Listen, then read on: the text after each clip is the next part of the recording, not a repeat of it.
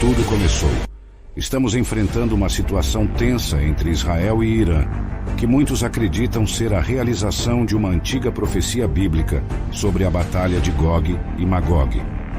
No dia 13 de abril de 2024, o Irã lançou um ataque significativo contra Israel. Durante a noite, centenas de drones e mísseis foram enviados, atravessando os céus em direção ao território israelense. A maioria desses mísseis foi interceptada pelo sistema de defesa de Israel, evitando maiores danos. Considerando os eventos recentes entre Israel e Irã, bem como as referências bíblicas às profecias de Gog e Magog, é essencial contextualizar tanto as escrituras quanto os acontecimentos geopolíticos atuais para formar uma opinião informada e equilibrada. Atualmente, a situação no Oriente Médio é particularmente volátil, com o Irã supostamente aumentando suas capacidades militares e seu apoio a grupos aliados em países vizinhos. Israel, por sua vez, mantém uma postura defensiva robusta, evidenciada pela interceptação eficaz de mísseis e drones. Este cenário não apenas eleva a tensão regional, mas também desperta preocupações internacionais de um conflito mais amplo que poderia envolver outras nações, potencialmente alinhadas com uma das partes. Do ponto de vista bíblico, a profecia de Ezequiel, capítulos 38 e 39, descreve uma coalizão de nações que se levantam contra Israel nos últimos dias, um evento que muitos estudiosos interpretam como precursor direto da intervenção divina e dos eventos escatológicos subsequentes. A identificação de Gog, líder de Magog, como uma figura antagonista central nessa batalha, tem sido associada a líderes de nações que mostram hostilidade aberta a Israel. A complexidade da atual geopolítica do Oriente Médio e as nuances das profecias bíblicas exigem uma análise cuidadosa. Os eventos podem parecer espelhar as narrativas proféticas, sugerindo para alguns que estamos vivenciando o início dessas profecias. No entanto, é fundamental entender que a profecia bíblica frequentemente funciona tanto em um nível simbólico quanto literal, e sua completa realização pode não ser tão direta ou imediata como alguns acreditam. Este acontecimento reacendeu o medo de um possível grande conflito emergindo a qualquer momento. Muitos estudiosos da Bíblia veem esse confronto não apenas como uma guerra comum, mas como o cumprimento de uma profecia do Velho Testamento, que também é mencionada no livro de Apocalipse, capítulo 20, pelo apóstolo João. Neste vídeo, vou explicar de forma simples o que está acontecendo e por que, desta vez, é crucial que estejamos atentos aos sinais dos tempos. Antes de mergulharmos nos detalhes, gostaria de pedir que se inscrevam no canal e ativem as notificações. Estou aqui todos os dias para ajudar vocês a entenderem a Bíblia de maneira acessível e a fortalecerem sua caminhada com Deus. Agora, vamos entender melhor os eventos recentes. Os mísseis e drones lançados pelo Irã contra Israel acenderam uma nova faísca de tensão e incerteza sobre a estabilidade no Oriente Médio, agora envolvendo duas grandes potências militares da região. Muitos se perguntam por que o Irã decidiu atacar Israel. Esses dois países têm estado em conflito há anos, apesar de não terem entrado em guerra diretamente até o dia 13 de abril.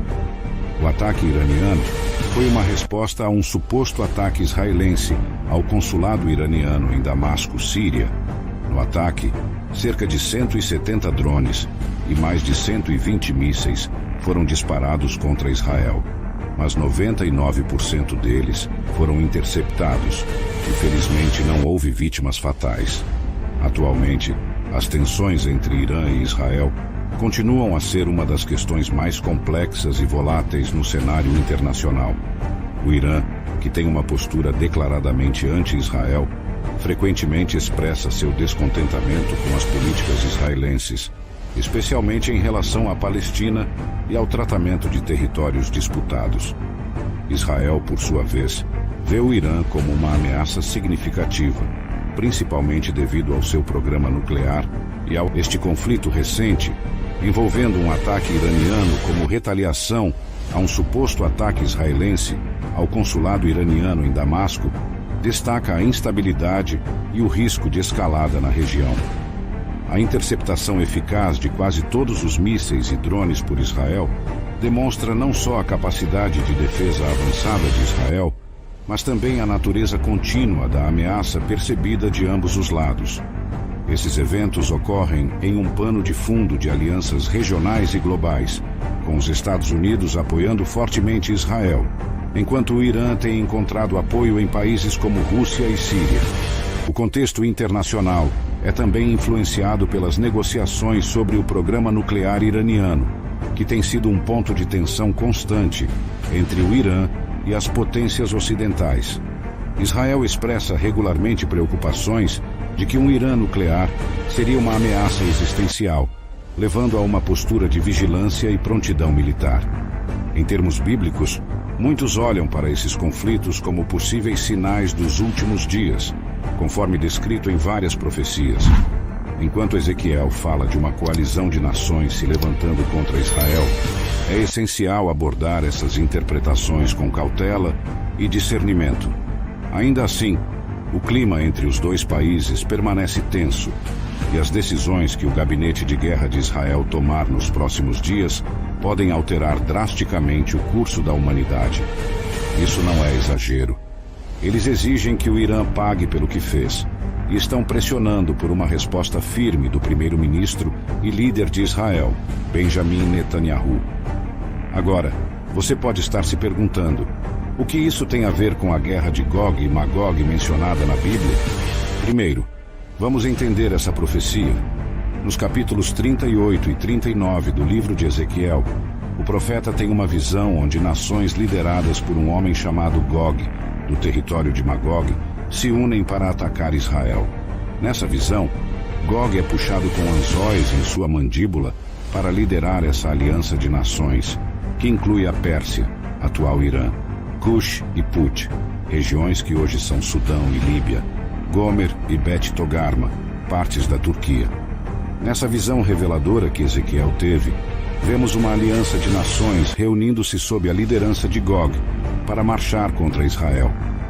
O interessante aqui é perceber como essa coalizão é formada por povos de diferentes territórios, o que nos mostra uma grande mobilização contra o povo de Deus. Mas por que isso acontece? Por que essa hostilidade contra Israel? Seguindo a visão de Ezequiel, é dito que Deus mesmo permite que Gog seja puxado, quase que instigado para essa batalha. Pode parecer estranho à primeira vista, mas há um propósito divino nisso.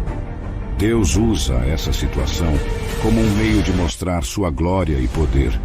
Ele traz Gog para o campo de batalha para, no final das contas, revelar sua soberania e proteção sobre Israel. O cenário descrito é um tanto quanto dramático. Imagine só, um exército vasto, formado por várias nações, avançando sobre as montanhas de Israel. As terras que por tanto tempo foram cenário de promessas e milagres, agora se tornam palco de um grande confronto. Ezequiel menciona que, nesse ataque, haverá um grande tumulto na terra de Israel. O sol escurecerá, as montanhas tremerão, e até as águas dos mares se agitarão. É uma descrição de um verdadeiro caos, mas aí está o ponto crucial da profecia. No auge desse grande conflito, quando tudo parecer perdido, a glória de Deus se manifestará de maneira poderosa. Deus não só intervirá para proteger seu povo, como também enviará um julgamento sobre Gog e suas alianças. Ezequiel fala sobre uma chuva de enxofre, pedras de granizo e fogo que cairão sobre eles. É uma demonstração clara de que, apesar das aparências, Deus está no controle de tudo. A profecia diz que essas nações atacarão Israel, pensando que ela é uma terra fraca e desprotegida. Isso reflete o que aconteceu a partir de 1948, com a criação do Estado de Israel. Desde então, Israel sofreu vários ataques, mas nunca antes havia sido diretamente atacado pelo Irã até agora. A continuação da profecia de Ezequiel mostra que quando Gog finalmente invade Israel, Deus intervém com furor, causando terremotos, pânico entre os exércitos inimigos, doenças, chuva de enxofre e julgamento por espada. O resultado dessa batalha será devastador para os inimigos de Israel. As armas deixadas pelos exércitos derrotados serão utilizadas por Israel por 7 anos. Os corpos dos inimigos mortos serão enterrados em Israel, num local chamado Vale dos Viajantes, ao leste do Mar Morto. A limpeza dessa área levará 7 meses. Após essa terrível batalha, haverá uma restauração espiritual em Israel, e todos reconhecerão que Deus é o Senhor. Nesse momento, após a grande batalha descrita por Ezequiel, a restauração de Israel não seria apenas uma questão de reconstruir o que foi destruído, mas uma transformação espiritual profunda na nação e entre os povos ao redor. Os corações dos habitantes e das nações vizinhas seriam tocados de maneira poderosa, vendo as maravilhas que o Senhor realizou em favor de seu povo escolhido. Como parte dessa renovação espiritual, o povo de Israel intensificaria suas práticas de fé, com um renovado compromisso com as leis e os mandamentos que o Senhor lhes entregou através de Moisés. Seria um tempo de grandes celebrações e de retorno às antigas tradições, mas com um novo entendimento e uma nova reverência pelo poder e misericórdia de Deus. As sinagogas estariam cheias e as orações e cânticos a Deus ecoariam pelas colinas e vales de Israel. Jovens e velhos, ricos e pobres, todos se uniriam em um espírito de gratidão e adoração. Não apenas em Jerusalém, mas em todo o país, haveria um sentimento palpável de alegria e de paz, algo que não se via há muitos séculos. Ao mesmo tempo, líderes de diversas nações, até mesmo de algumas que antes se opunham a Israel, começariam a visitar Jerusalém. Eles viriam para aprender sobre o Deus de Israel e buscar sabedoria sobre como poderiam, eles também, experimentar a mesma transformação espiritual em suas próprias nações. Israel se tornaria um farol de esperança e um testemunho do poder transformador de Deus. Apesar da clareza da profecia, muitos ainda questionam sua relevância para os tempos modernos. Como mencionei antes, essa é a primeira vez que o Irã, a antiga Pérsia, lança um ataque direto a Israel, o que por si só já é significativo. Se Israel revidar aos ataques, é provável que aliados do Irã, como a Rússia, entrem na guerra, elevando o conflito a um nível global, o que torna a situação extremamente perigosa. Neste cenário tão delicado, a comunidade internacional fica em alerta máximo. Observadores ao redor do mundo mantêm os olhos fixos nas notícias, tentando antever os próximos passos que cada nação envolvida poderia tomar. As Nações Unidas, junto com outras organizações internacionais, intensificariam seus esforços para mediar a situação, na esperança de evitar uma escalada ainda maior que pudesse levar a um conflito de proporções mundiais. Em Israel, o clima de incerteza afetaria a vida cotidiana. As famílias conversariam sobre o que fazer, preocupadas com a segurança de seus entes queridos. As ruas, normalmente cheias de turistas e peregrinos que vêm ver os locais históricos, estariam mais calmas, com muitos optando por evitar a região devido aos riscos crescentes. No Irã, o governo usaria a mídia estatal para justificar suas ações, tentando fortalecer o apoio interno através de um sentimento de unidade nacional contra o que eles chamariam de agressões externas. Nas mesas de café e nas praças, as pessoas discutiriam intensamente sobre as perspectivas de guerra, muitos temendo o impacto que isso teria em suas vidas diárias. A Rússia, observando atentamente, calculava seu envolvimento. A decisão de apoiar abertamente o Irã poderia redefinir as alianças geopolíticas e alterar o equilíbrio de poder global. Em Moscou, o Kremlin avaliaria as repercussões econômicas e políticas de uma intervenção, pesando cuidadosamente cada movimento no tabuleiro internacional de xadrez. Neste meio tempo, as igrejas, sinagogas e mesquitas pelo mundo aumentariam suas orações por paz. Líderes religiosos convocariam suas congregações para vigílias de oração, pedindo sabedoria para os líderes mundiais e proteção para todos os envolvidos. Seria um momento de introspecção e apelo ao divino, buscando orientação e esperança em tempos tão incertos. Alguns estudiosos da Bíblia acreditam que Magog representa a Rússia e que seria ela a liderar o ataque contra Israel, alinhando-se com a profecia de Ezequiel. Se isso for verdade, estaríamos vendo o desdobramento de eventos profetizados há milhares de anos. Jesus já nos advertiu sobre esses tempos em Mateus capítulo 24, quando disse aos seus discípulos que ouviríamos falar de guerras e rumores de guerras. Jesus instruiu que não devemos entrar em pânico, pois esses eventos são necessários, mas ainda não marcam o fim. Nações lutarão contra nações e reinos contra reinos. Embora Israel possa ser atacado, Deus o honrará e mais conflitos surgirão. O que devemos fazer diante desses eventos? A resposta é clara: entregar nossas vidas a Jesus. Não sabemos o que o futuro reserva, e enquanto o fim dos tempos e o arrebatamento podem não ocorrer nos próximos anos, ninguém garante nosso amanhã. Falando sobre o fim dos tempos, o Apocalipse capítulo 20 menciona Gog e Magog novamente. Mas essa profecia do apóstolo João, entregue por Deus quando ele estava na ilha de Patmos, não se relaciona com a profecia de Ezequiel. A profecia de João descreve eventos 1000 anos após o retorno de Jesus e o estabelecimento de seu reino na terra. 1000 anos de paz terão passado, um milênio durante o qual Jesus reinará soberanamente sobre a terra, mostrando como o mundo poderia ser governado pela justiça e amor divinos. Será um tempo em que as guerras serão esquecidas e as nações viverão em harmonia, um testemunho do que é possível sob o governo justo do Senhor. Após esse período de paz e prosperidade, no entanto, o mal fará sua última tentativa de desestabilizar o reino. Satanás, que terá sido aprisionado durante o milênio, será solto. Ele sairá para enganar as nações nos 4 cantos da terra, Gog e Magog, e reunirá um vasto exército. A descrição é quase cinematográfica. Um mar de inimigos se reunindo para cercar o povo de Deus. Uma última batalha épica entre o bem e o mal.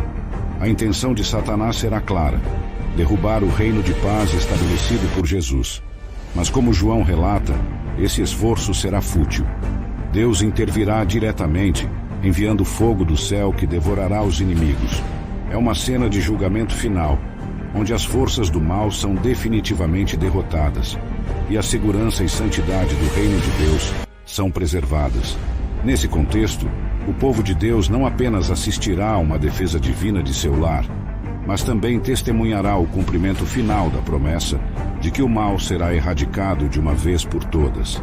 A terra, então purificada dessas últimas vestes de rebelião, será renovada, e a Nova Jerusalém, a cidade santa descrita nas visões de João, descerá dos céus, estabelecendo-se como o eterno lar dos fiéis. Esta fase da história, então, será marcada não por conflitos, mas pela restauração completa e a celebração da vitória final sobre o mal. A humanidade, que por tanto tempo viveu sob a sombra do pecado e da morte, entrará em uma nova era de vida eterna, onde a dor, a tristeza e o luto serão coisas do passado, e a presença de Deus iluminará todos os dias. Ao final dos 1000 anos, Satanás será solto de sua prisão e sairá para enganar as nações, Gog e Magog, reunindo-as para a batalha. Eles cercarão a cidade santa, provavelmente a Nova Jerusalém, tentando um último ataque. No entanto, Deus intervirá novamente, desta vez enviando fogo do céu, que derrotará os inimigos de uma vez por todas e lançará Satanás no inferno definitivamente. Ao desenrolar desses eventos, podemos imaginar o quão dramático será esse confronto final. As nações, incitadas por um Satanás recém-libertado, se reunirão com um único objetivo: desafiar o domínio e a autoridade de Deus sobre o mundo. A Nova Jerusalém, símbolo de paz e perfeição divina, se tornará o palco desse último ato de rebelião. Esse cerco à Cidade Santa, apesar de ameaçador, servirá para demonstrar o poder supremo de Deus e sua justiça infalível. As pessoas dentro da cidade, protegidas e guiadas por sua fé inabalável, assistirão à manifestação da glória de Deus de maneira nunca antes vista. É um momento que, embora carregado de tensão, traz consigo a promessa de um desfecho, onde o bem prevalece definitivamente. E então, quando parecer que as forças do mal podem ter alguma vantagem, o céu se abrirá e o fogo divino descerá. Esse fogo não será apenas uma manifestação física de poder, mas também um símbolo do julgamento limpo e definitivo de Deus. Com essa intervenção, os exércitos de Gog e Magog serão consumidos instantaneamente, e Satanás, a fonte de toda rebelião e mal, será lançado no inferno, selando seu destino e o de seus seguidores para sempre. Este evento não apenas encerrará a batalha, mas também servirá como um prelúdio para a restauração final do mundo. Com o mal completamente erradicado, a criação inteira poderá experimentar a plenitude da paz e da santidade que Deus sempre intentou. A Nova Jerusalém brilhará mais do que nunca, um lar eterno para todos que se mantiveram fiéis a Deus através dos séculos.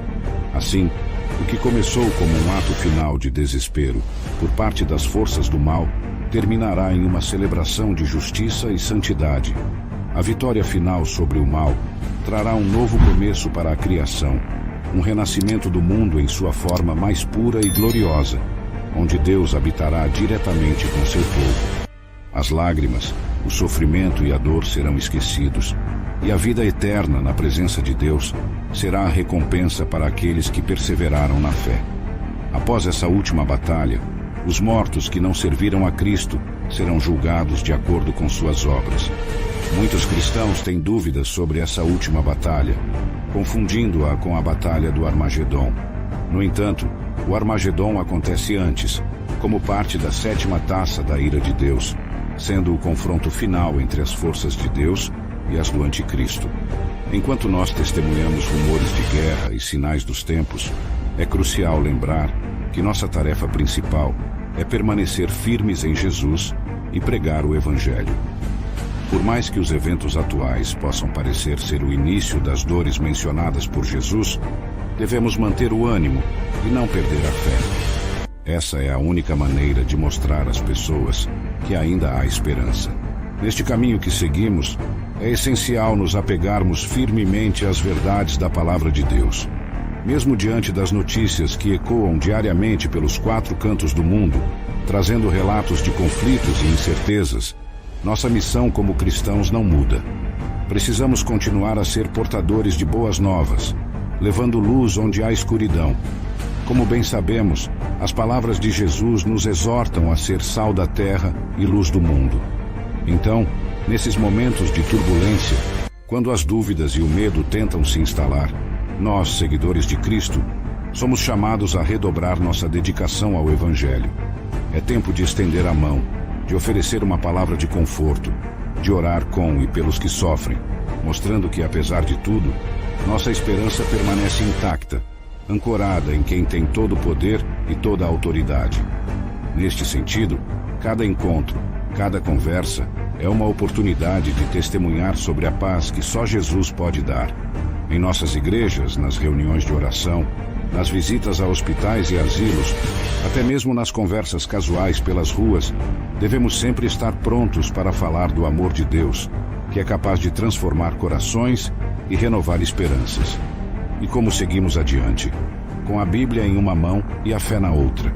Vamos nos alimentar diariamente das Escrituras, pois elas são nossa fonte de força e sabedoria. Participando ativamente da vida da igreja, fortalecemos nossa comunhão e nosso espírito. A oração, então, é nossa linha direta com o Pai, um recurso poderoso que nos mantém conectados com o céu e nos ajuda a manter o foco no que realmente importa. Ao fazer isso, transformamos cada desafio em uma plataforma para o testemunho. Quando as pessoas ao redor perceberem como enfrentamos as adversidades com esperança e alegria, elas se perguntarão: qual é a fonte de nossa força? E aí está a nossa chance de apontar para o alto, para aquele que nos sustenta em todas as circunstâncias. Portanto, mesmo que os rumores de guerras cresçam e os sinais dos tempos pareçam alarmantes, vamos seguir proclamando a boa nova, fazendo a diferença no mundo e mostrando que, em Jesus, há uma esperança que jamais pode ser abalada. Afinal, como ele mesmo nos disse, no mundo tereis aflições, mas tende bom ânimo, eu venci o mundo. Vamos então, com coragem e fé, continuar nossa jornada, certos de que estamos seguros nas mãos do nosso Salvador. Cristo está vivo e Deus está no controle de tudo. Em vez de apenas observar os sinais, precisamos olhar para dentro de nós mesmos e ver como podemos obedecer à palavra de Deus. Isso é o que nos fortalecerá e nos manterá firmes no caminho do Senhor para não sermos enganados. Neste processo de introspecção e busca pela obediência à palavra de Deus, cada um de nós é convidado a reavaliar nossas prioridades e alinhar nossas ações com os ensinamentos de Jesus. É uma jornada que vai além do conhecimento superficial, mergulha na prática do amor, da compaixão e da justiça que o Senhor ensinou por meio de suas palavras e exemplos. Como fazer isso no dia a dia? Começa com pequenos passos. Talvez dedicar um tempo diário para a leitura bíblica e a oração, buscando não apenas entender o texto, mas também aplicar seus princípios em nossas vidas. Envolver-se em atividades comunitárias ou grupos de estudo bíblico pode também nos ajudar a fortalecer nossa fé e nosso entendimento, além de oferecer o suporte de irmãos que partilham dos mesmos valores. No entanto, olhar para dentro também significa confrontar nossas próprias falhas e limitações. É um exercício de humildade, reconhecendo que precisamos da ajuda de Deus para crescer em caráter e espiritualidade. Este é um processo contínuo, onde cada desafio é uma oportunidade para aprender e cada erro, uma chance para se redimir. Além disso, viver de acordo com a palavra de Deus envolve praticar a fé em ação. Isso significa estar atento às necessidades dos outros, seja oferecendo uma palavra amiga, ajudando em necessidades práticas ou intercedendo em oração por aqueles que estão enfrentando dificuldades. Jesus nos ensinou a ser servos, e servir aos outros é uma das maneiras mais concretas de demonstrar nossa fé. No contexto da igreja e da comunidade, isso se traduz em ser uma presença positiva e proativa. Promover iniciativas que beneficiem não apenas a comunidade cristã, mas toda a sociedade, reflete o amor de Deus pelo mundo. Seja através de programas de auxílio a necessitados, seja promovendo educação e saúde, ou defendendo a justiça e a paz, nossa ação no mundo deve ser assim. Enquanto continuamos a testemunhar os sinais dos tempos, nosso foco não deve ser o medo ou a incerteza, mas a oportunidade que temos de crescer em fé e de ser luzes num mundo que muitas vezes parece caminhar na escuridão. Com Cristo vivo em nossos corações e a certeza de que Deus está no controle de tudo, podemos enfrentar o futuro não apenas com esperança, mas com a firme intenção de fazer a diferença, cumprindo o chamado que cada um de nós recebeu para viver segundo o Evangelho. Enquanto ouvimos falar de guerras e sinais dos tempos, o mais importante é como estamos vivendo nosso dia a dia com Deus e como estamos ajudando outros a alcançar a salvação eterna.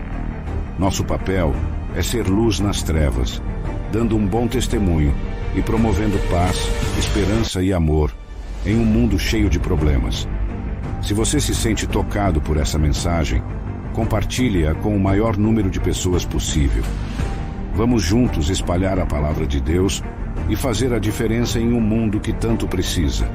Ao assumirmos esse papel de ser luz nas trevas, cada um de nós é chamado a refletir sobre como nossas ações diárias podem influenciar positivamente as pessoas ao nosso redor. Seja em nossos lares, nos locais de trabalho, ou mesmo nas interações casuais do dia a dia, há sempre uma oportunidade de demonstrar o amor e a compaixão que Cristo nos ensinou. Em nossa jornada de fé, entender que pequenos gestos de bondade e palavras de encorajamento podem ter um impacto significativo na vida de alguém é fundamental. Por exemplo, ao oferecermos nosso tempo para ouvir alguém que está passando por dificuldades, estamos não só proporcionando conforto, mas também mostrando que Deus se preocupa com cada um de nós.